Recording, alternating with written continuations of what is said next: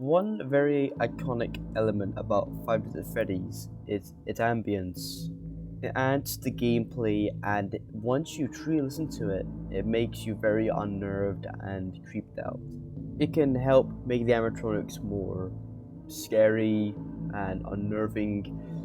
It can also really make you feel like you're being watched and you're worried you're going to get pounced out at any moment.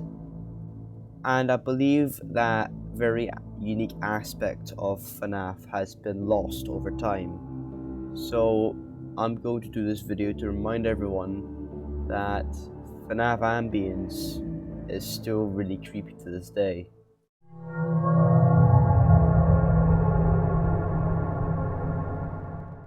In the first game, I believe the ambience was a lot more effective than the rest of the series. Of course, the next few games did use it very effectively, but FNAF 1, there was something very unique and just unexplainable how creepy this sound is. It really sets the atmosphere in the office, and really, it makes you feel like you're being watched and you're very vulnerable. You can be killed or jump scared at any moment. I also really believe that the ambience really added the sinisterness and the creepiness to the animatronics. This was really effective too, because before all of the lore and explanations about these animatronics being haunted, being a first time playing the game, you did not know these animatronics were haunted at first. So when seeing something like Chica staring back at you in the cameras and the ambience playing creepily in the background, it really helped make the game a lot more scarier and sinister. Foxy also sang a little bit of a song when he was in his curtains. This is a lot more effective when you're first playing the game. It could give you a sense of panic because you don't know where the sound is coming from and you don't know what it means. It could mean that you're dying from an attack or something like that. You have no idea what's going on. There's a chance for circus music to play in the background, and this can already add a lot more of a creepy element when you're playing the game, because you don't ever expect carnival music to play. Foxy, maybe. Carnival music, no. So when you hear carnival music playing in the background, it adds a sense of panic as well, because like you're not sure why it's playing.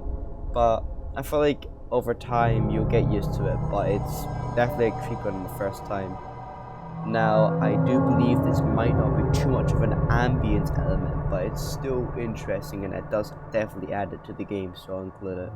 What I mean is that there's a chance for Bonnie, Freddy, and its creepy versions of it that flicker on your screen for a few seconds with the phone guy audio from Night 5 playing in the background.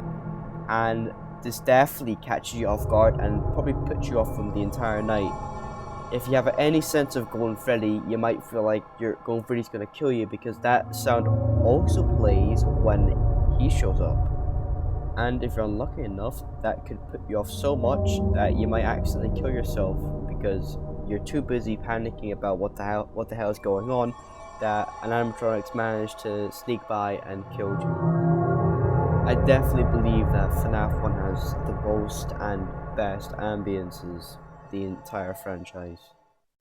Now, I do apologize if I don't have the right ambiences for the next few games, because these are going to probably be shorter than the first part of the video, but still, these are still really cool points I'm about to make.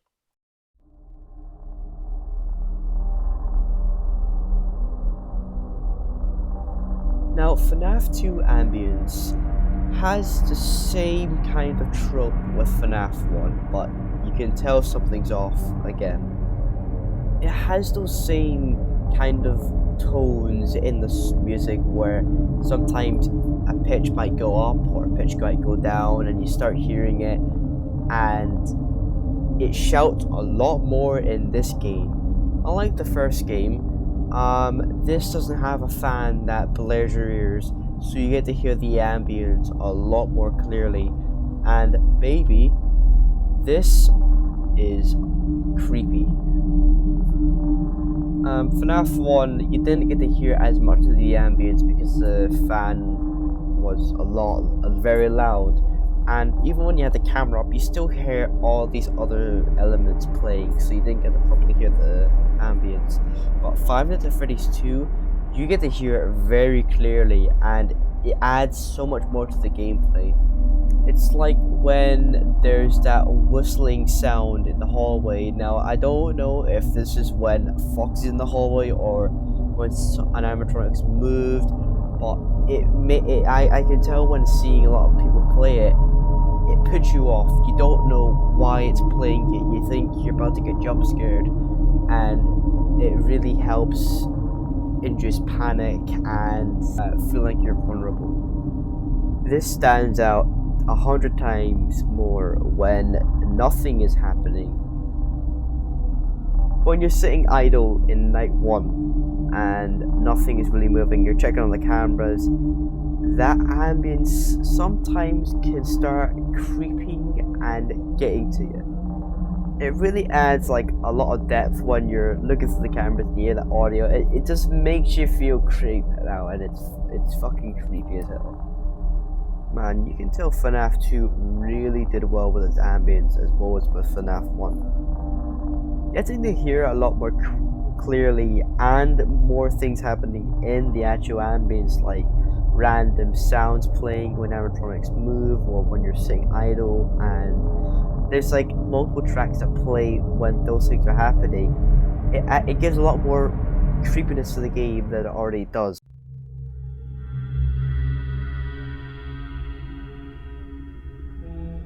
Now for FNAF 3, you can think about it for the entire night because nothing attacks you for the first night.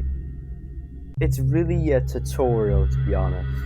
Now FNAF 3's ambience doesn't hit as hard as the first two, but it still has some elements.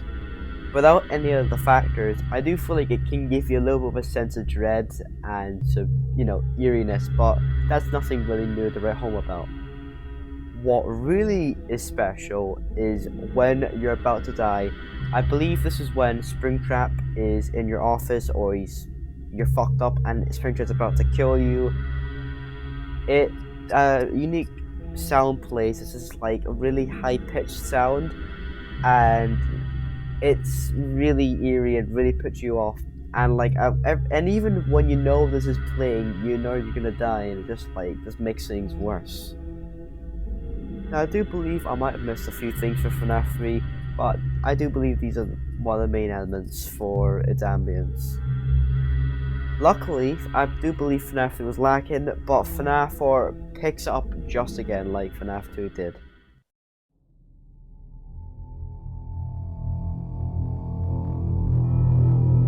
This track might be one of like the creepiest ones ever.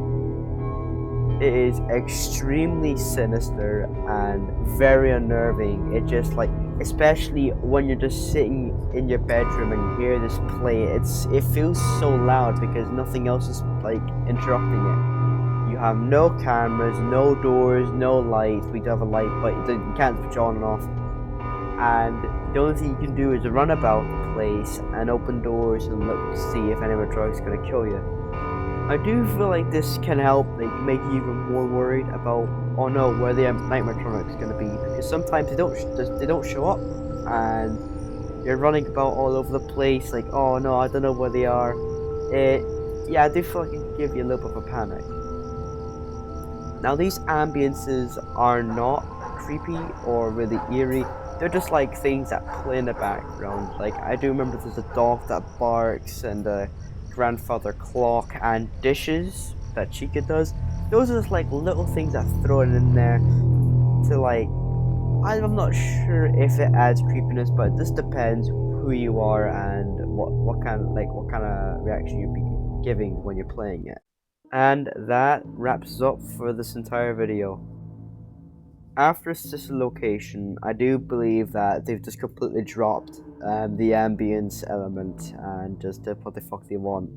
And I do feel like, come on, FNAF isn't really FNAF without its ambience. I really hope Scott brings it back, you know, for like the good old times, because Ambience is such a good part of FNAF. It's like such an iconic thing. You always notice it, you always comment about it. If you like this video, be sure to leave a like, and if you disagree with anything, you can comment below or leave a dislike. It's up to you, to be honest. I'm not gonna force it down your throat. And that's it. See ya.